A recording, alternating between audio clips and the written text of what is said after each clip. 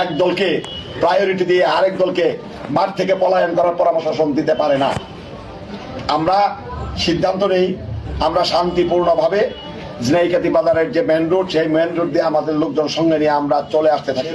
3 আসনের প্রতিদ্বন্দ্বী প্রার্থীদের নির্বাচনী ইশতেহার একই মঞ্চে উপস্থাপন করার জন্য আমাদেরকে আমন্ত্রণ জানানো হয়েছিল। আমরা যথারীতি 2:30 ঝিনাইগাতি উপজেলার স্টেডিয়ামে আয়োজিত সেই নির্বাচনী ইশতেহার পাঠ অনুষ্ঠানে উপস্থিত হই। সেখানে যে আমরা দেখতে পাই বিপুল পরিমাণ উৎসুক জনতা এই নির্বাচনী ইশতেহার দেখার জন্য বসে আছে। এই অবস্থায় আমি প্রথম সেখানে পৌঁছি। আমি পৌঁছার পর সেইখানে ইউনো মহোদয়, যিনি বর্তমানে সহকারী রিটার্নিং অফিসারের দায়িত্ব পালন করছেন, এবং যিনি জনাব ওসি মহোদয় ছিলেন, নির্বাচন অফিসার ছিলেন, ওনারা মানুষের জায়গার সংকট হচ্ছিল না। এই অবস্থায় আমাকে উনি অনুরোধ করলেন, যেহেতু আপনাদের পক্ষ থেকে লোকজন এসেছে, চেয়ারে বসেছে, বিএনপিরও এসেছে, আপনারা পরস্পরের একটা সমঝোতা করে দেন। আমি তখন ওনার কাছ থেকে মাইক্রোফোন নিয়ে ঘোষণা করি যে আমাদের সমর্থিত যে সমস্ত ভাইরা আছেন, আপনারা একটা সাইড, পূর্ব সাইডটা খালি করে দেন, চেয়ারগুলো আপনারা পশ্চিম সাইডে চলে যান। আর বিএনপির ভাইদের আমি অনুরোধ করি, আপনারা এই পূর্ব সাইড খালি হচ্ছে, এই চেয়ারের ভিতরে আপনারা বসেন, আমরা একটা সৌহার্দ্যপূর্ণ পরিবেশে, উৎসবমুখর পরিবেশে অনুষ্ঠানটা সম্পন্ন করি। আমাদের লোকজন চেয়ারগুলো ছেড়ে পশ্চিম দিকে সরে যাওয়ার পর আমার প্রতিপক্ষের বন্ধুরা সেই চেয়ারে যে বসতে না বসতে এই চেয়ার নিয়ে আমাদের লোকজনের উপর অতর্কিত আক্রমণ করে। 2:30 অনুষ্ঠান শুরু হওয়ার কথা থাকলেও ঠিক 2:30 আমি উপস্থিত হই, কিন্তু আমাদের প্রতিপক্ষ জনাব বিএনপির যিনি প্রার্থী, সাবেক 3বার এমপি জনাব মাহমুদুল্লাহ রুবেল সাহেব, তখনও তিনি পৌঁছেননি। হঠাৎ করে এই পরিস্থিতির সৃষ্টি হওয়ার পরিপ্রেক্ষিতে সেইখানে সহকারী রিটার্নিং অফিসার সহ প্রশাসনের লোকজন যারা ছিলেন, এরা এই বিষয়টাকে নিয়ন্ত্রণ না করে আমাদেরকে সম্পূর্ণরূপে অরক্ষিতভাবে সেখানে রেখে ওনারা স্থান ত্যাগ করেন। এর পরবর্তীতে আমরা সেই জায়গায় অবস্থান করি দীর্ঘক্ষণ, প্রায় 2-3 ঘন্টা প্রশাসনের সঙ্গে যোগাযোগ করি যে আমরা চাই না এই এলাকায় কোনো বিশৃঙ্খলার সৃষ্টি হোক, আপনারা এইখান থেকে সুন্দর একটা পরিবেশ সৃষ্টি করে আমরা এখান থেকে চলে যাব, আপনারা পরিবেশটা নিয়ন্ত্রণ করেন। কিন্তু প্রশাসন দীর্ঘ 4 ঘন্টা পরে তারা সেইখানে আমাদের মাঝে আসেন এবং আমাদেরকে সেইখান থেকে অন্য জায়গা দিয়ে, অর্থাৎ আমাদেরকে পলায়ন করে তা আসার জন্য পরামর্শ দেন। আমরা এই বিষয়টার প্রতিবাদ করি, কারণ নির্বাচনী মাঠ, সেই নির্বাচনী মাঠে সকলেই কথা বলবে, সকলেই যেখানে খুশি সেখানে তাদের কর্মসূচি পালন করবে। এইখানে এক দলকে প্রায়োরিটি দিয়ে আরেক দলকে মাঠ থেকে পলায়ন করার পরামর্শ প্রশাসন দিতে পারে না। আমরা সিদ্ধান্ত নেই আমরা শান্তিপূর্ণভাবে ঝিনাইগাতি বাজারের যে মেন রোড, সেই মেন রোড দিয়ে আমাদের লোকজন সঙ্গে নিয়ে আমরা চলে আসতে থাকি।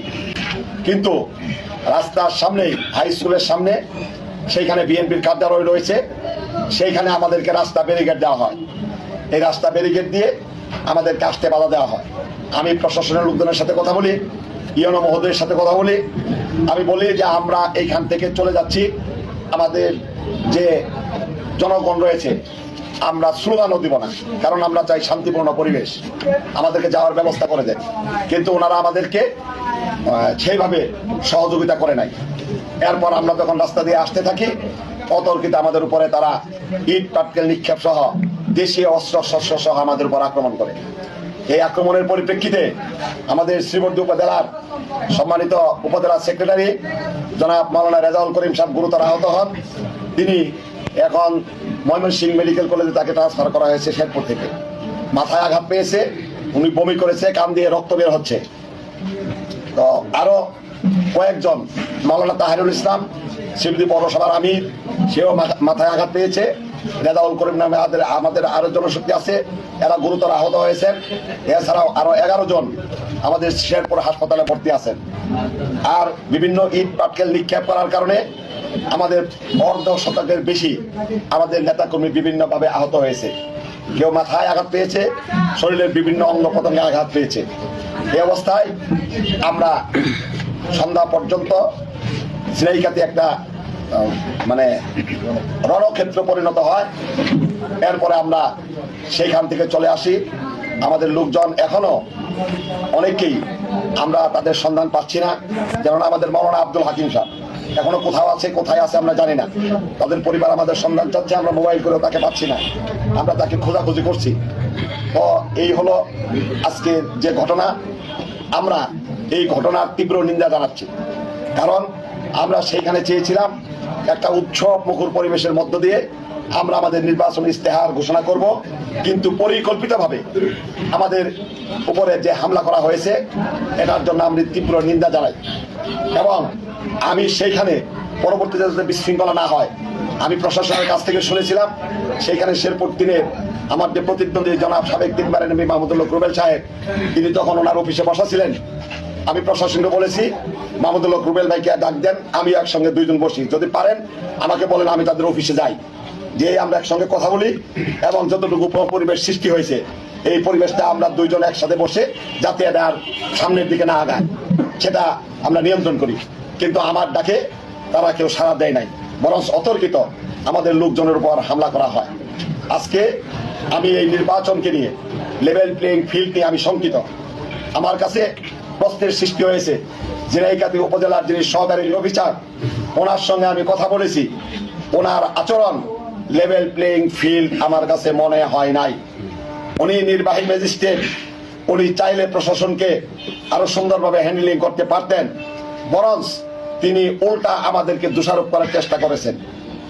এই কারণে আমি আজকে আগামীর যে নির্বাচন, এই নির্বাচনের শেরপুর 3 আসনের পরিবেশকে একটা সুন্দর জায়গায় রাখার জন্য আমি সম্মানিত রিটার্নিং অফিসার ডিসি মহোদয়ের দৃষ্টি আকর্ষণ করেছি, এসপি মহোদয়ের দৃষ্টি আকর্ষণ করছি, এবং এইখানের যে সেনাবাহিনীর দায়িত্বে যিনি রয়েছেন শেরপুর ক্যাম্প কমান্ডার, সকলের দৃষ্টি আকর্ষণ করছি।